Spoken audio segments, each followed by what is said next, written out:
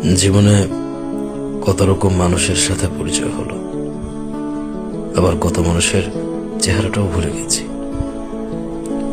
মানুষের চুপচাপ ধীরে ধীরে চোখের সামনে থেকে আড়াল হওয়া দেখে এখন আর অবাক লাগে না।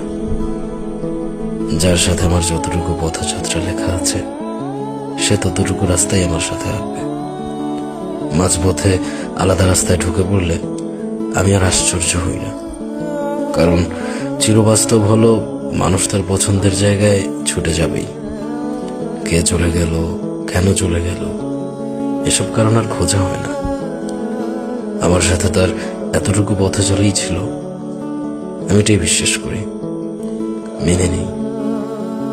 সবাই তার গন্তব্যস্থল খুঁজে পাক, আমি কি কারো শেষ গন্তব্য হব এটা জরুরি না।